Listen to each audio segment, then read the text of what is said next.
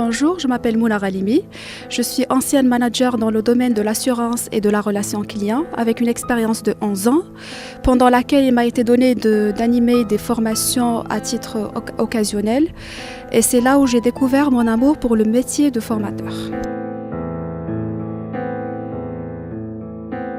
J'ai pu rejoindre Totak grâce à un ami à moi. C'est un ami en commun entre moi et le maître formateur qui est Redouane Chakir, qui m'en avait parlé. Il m'a expliqué comment ça marche, quelles sont les démarches, quelles sont les méthodes appliquées. Et j'en étais convaincue et j'ai décidé de foncer et de rejoindre le groupe Totak.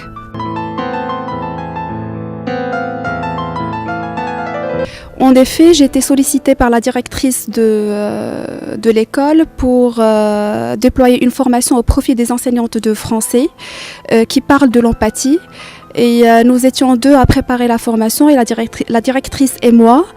Et on a passé une journée entière dans son bureau en train de préparer. Et au bout de 4-5 heures, elle a fini par me dire j'ai envie et j'ai besoin de suivre la même formation que toi.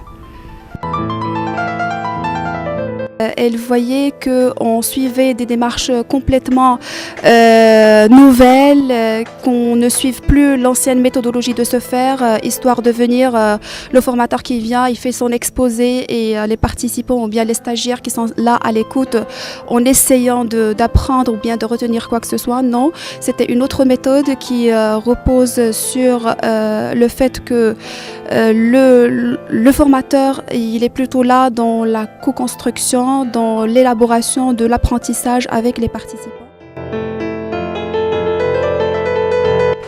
Justement, déjà, comme j'ai dit en premier lieu, la directrice, elle était préalablement impressionnée. Elle a beaucoup apprécié la manière de l'élaboration, de la conception de la formation.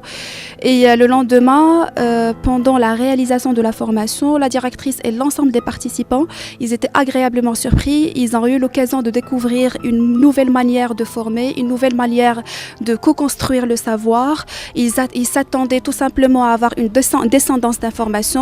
Or, c'était eux qui ramenaient l'information, c'était eux qui étaient à la recherche d'informations. Et le formateur, il était là pour théoriser, pour conceptualiser, pour ancrer, pour aider, pas ancrer, pour aider les participants à faire ce qu'on appelle l'ancrage mémorial.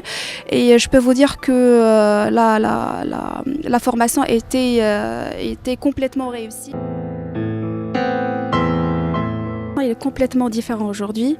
Je viens avec l'idée que le formateur, c'est lui qui donne tout, c'est lui qui détient le savoir, c'est lui, autrement dit, le monde tourne autour de lui. Or qu'aujourd'hui, non. Je dis que le formateur, c'est quelqu'un qui vient favoriser le climat d'apprentissage, aider les participants à sortir le meilleur d'eux-mêmes, à les impliquer, à les convaincre qu'ils ont assez d'expérience et d'informations pour pouvoir construire le savoir ensemble.